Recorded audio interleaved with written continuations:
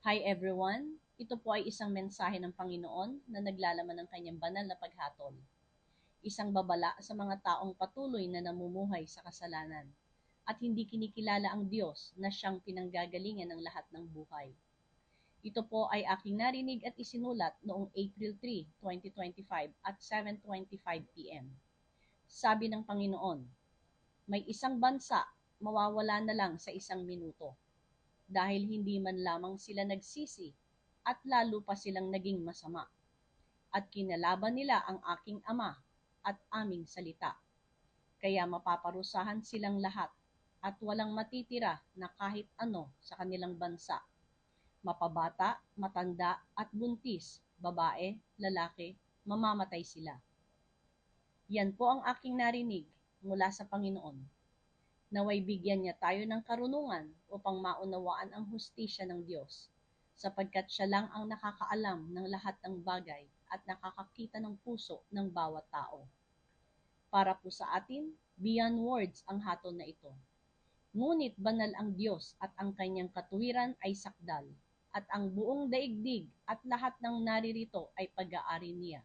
Deuteronomy 32:4 and Psalm 24:1. Siya lang ang may karapatang bumawi ng buhay ng kanyang mga nilalang. Pakinggan po natin ang sinasabi sa Romans 2:5-11. Ngunit dahil matigas ang iyong ulo at ayaw mong magsisi, lalo mong pinapabigat ang parusang igagawad sa iyo sa araw na iyon, kung kailan ihahayag ang puot at makatarungang paghatol ng Diyos. Sapagkat igagawad niya sa lahat ng tao ang naaayon sa kanilang ginawa. Buhay na walang hanggan ang ibibigay niya sa mga taong nagpapatuloy sa paggawa ng mabuti at naghahangad ng karangalan, kadakilaan at kawalang kamatayan. Ngunit matinding galit at puot ang sasapitin ng mga taong makasarili at ayaw sumunod sa katotohanan, kundi sumusunod sa kasamaan. Paghihirap at kapighatian ang daranasin ng bawat gumagawa ng masama. Una, ang mga Hudyo at gayon din ang mga Hentil. Ngunit kapurihan, karangalan at kapayapaan naman ang tatamuhin ng bawat gumagawa ng mabuti. Una, ang mga Hudyo at gayon din ang mga Hentil, sapagkat walang kinikilingan ang Diyos. At sa Isaiah 55:8-9, sinabi ng Panginoon, ang pag-iisip ko ay hindi katulad ng pag-iisip ninyo, at ang pamamaraan ko ay hindi katulad ng pamamaraan ninyo. Kung gaano kalayo ang langit sa lupa, ganoon din kalayo ang aking pamamaraan at pag-iisip kaysa sa inyo. At sa Psalm 5:4-6, kayo ay Diyos na hindi natutuwa sa kasamaan, at hindi ninyo tinatanggap ang taong namumuhay sa kasalanan. Ang mga mapagmataas ay hindi makalalapit sa iyong harapan, at ang mga gumagawa ng kasamaan ay inyong kinasusuklaman. Lilipulin ninyo ang mga sinungaling, kinasusuklaman ninyo ang mga mamamatay tao at mga mandaraya. Mga kaibigan, ang ating banal na Diyos ay hindi natutuwa sa kamatayan ng masama. Sinabi niya sa Ezekiel 18:32, hindi ako natutuwa kapag may namamatay, kaya magsisi na kayo para kayo'y mabuhay. Ako ang Panginoong Diyos ang nagsasabi nito. Tayo'y magsisina at isuko ang buhay sa Diyos, sapagkat siya ay tapat, mabuti at mapagpatawad sa lahat ng tumatawag sa Kanya. 1 John 1:9, Psalm 86:5. Tignan po natin ang isang matinding paghatol ng Diyos sa lumang tipan. May bayan na nilipol ng Diyos sa pamamagitan ng pagpapaulan ng apoy at asupre. Natupok ang dalawang lungsod, ang Sodom at Gomora, at namatay ang lahat ng nakatira roon. Genesis 19:24-25. Ayon sa mga Bible scholars, ito ay nangyari mahigit 3,900 years ago. Basahin po natin sa Genesis 18:20, kaya't sinabi ni Yahweh, katakot-takot na ang sumbong sa akin laban sa Sodom at Gomora, at napakalaki ng kanilang kasalanan. Nagpadala ng dalawang anghel ang Panginoon upang isagawa ang kanyang paghatol, at iniligtas nila si Lot at ang pamilya nito, sapagkat si Lot ay matuwid ayon sa 2 Peter 2:7-8. At iniligtas din siya ng Diyos alang-alang kay Abraham, ayon sa Genesis 19:29. Sa Genesis 19, gabi na nang dumating ang dalawang anghel ng Panginoon sa Sodom. At nakita sila ni Lot, at inanyayahan niya sila na magpalipas ng gabi sa kanyang tahanan. Nang matutulog na sila, pinaligiran ng mga lalaking taga-Sodom ang kanyang bahay. Lahat ng kalalakihan sa lungsod, bata at matatanda ay naroon. Pasigaw nilang tinanong si Lot, "Nasaan ang mga panauhin mong lalaki? Ilabas mo't makikipagtalik kami sa kanila." Genesis 19:4-5. Pinakiusapan ni Lot ang mga tao na huwag gawin iyon sapagkat sila ay kanyang panauhin. Ngunit sumigaw sila, "Huwag kang makialam, dayuhan! Sino kang magtuturo sa amin ng aming gagawin? Tumabi ka kung ayaw mong masaktan ng higit kaysa kanila." Itinulak nila si Lot at tinangkang wasakin ang pinto. Ngunit hinaltak siya ng kanyang panauhin at isinara ang pinto. Pagkatapos, binulag nila ang mga tao sa labas, kaya't hindi makita ng mga ito ang pinto. Genesis 19:9-11. Mga kaibigan, ang mga panauhin ni Lot ay mga anghel sa anyong lalaki. Ngunit lahat ng lalaki sa Sodom, bata at matanda, ay sumugod upang gahasain sila. Ito ay lantaran na pagkakaisa sa kasamaan. Ano pa po ang sinasabi sa Biblia na kasalanan ng bayan na ito? Tingnan po natin sa Jude 1:7. At alalahanin niyo rin ang nangyari sa Sodom at Gomora at sa mga kalapit na bayan nila. Gumawa sila ng lahat ng uri ng kalaswaan, pati na ang kahalayan sa hindi nila kauri. Pinarusahan sila sa walang hanggang apoy bilang babala sa lahat. At sa Ezekiel 16:49-50, ang kasalanan ng kapatid mong Sodom ay pagmamataas. Siya at ng mga anak niyang babae ay sagana sa pagkain at maunlad ang buhay. Pero hindi sila tumulong sa mahihirap at mga nangangailangan. Sa pagmamataas nila, gumawa sila ng kasuklam-suklam sa paningin ko. Kaya pinarusahan ko sila, katulad nga ng nakita mo. At sa Isaiah 3:9, halatang halata sa mga mukha nila ang kanilang pagkakasala. Hayagan silang gumagawa ng kasalanan, tulad ng Sodom at Gomora. Hindi na nila ito itinatago.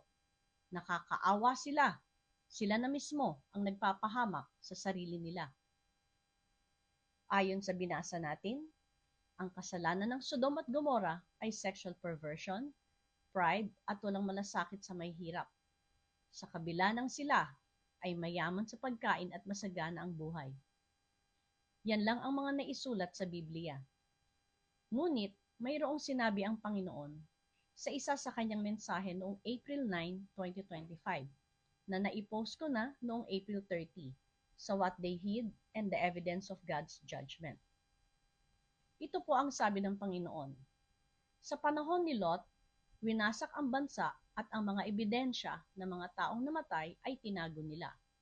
At ang salaysay na nangyari sa lugar na yan, dahil ayaw nila lumabas ang katotohanan kung ano ang nangyari sa bansang puno ng kasalanan. Meron ding mga extra biblical accounts na nagbibigay ng cultural insights tungkol sa Sodom at Gomorrah. Isa na rito ang Book of Jasher, isang sinaunang aklat na binanggit bilang historical reference sa Joshua 10:13 at 2 Samuel 1:18. Sa Book of Jasher, chapter 18, isinulat ang mga ulat tungkol sa kasamaan ng Sodom, kabilang ang kanilang mga napakalulupit na batas. Ayon sa aklat na ito, pinaparusahan nila ang kabutihan at ipinagbabawal ang pagtulong sa mga dayuhan at mahihirap. May kwento roon ng isang babae na patagong nagbigay ng tinapay at tubig sa isang mahirap. At nang malaman ito ng kanilang mga pinuno, sinunog siya ng buhay bilang parusa. Bagamat hindi ito bahagi ng banal na kasulatan, ipinapakita nito ang lalim ng kasamaan ng kanilang lipunan. Bagay na tumutugma sa malinaw na sinasabi ng Biblia. Ang Sodom ay puno ng sexual perversion, Genesis 19:5, Jude 1:7, kayabangan at katamaran, Ezekiel 16:49-50. at kawalang pakialam sa mahihirap. Ang mga manlalakbay ay sinasadyang abusuhin, pahiyain at gutumin hanggang sa mamatay, gaya ng tangkang gawin ng mga taga-Sodom sa dalawang anghel na dumalaw kay Lot. Ang lahat ng ito ay nagpapakita na ang kasalanan ng Sodom ay higit pa sa sexual immorality. Ito ay isang buong sistemang makasalanan na lumalaban sa katarungan, kabutihan at sa Diyos mismo. Bakit po ba ipinapaalam sa atin ng Diyos ang lahat ng ito? Upang makilala natin siya ng lubos, na hindi lang siya Diyos ng pag-ibig at pagpapala, kundi siya rin ay Diyos ng hustisya, wala siyang kinikilingan. Ang masama ay masama, ang kasalanan ay kasalanan sa kanyang harapan, kahit na ano pa ang itawag natin dito. Kaya nga ibinigay niya ang kanyang bugtong na anak at tinalikuran niya si Jesus sa krus upang bayaran ang kasalanan ng sangkatauhan, sapagkat ayon sa batas ng Diyos, kailangang may magbayad sa kasalanan.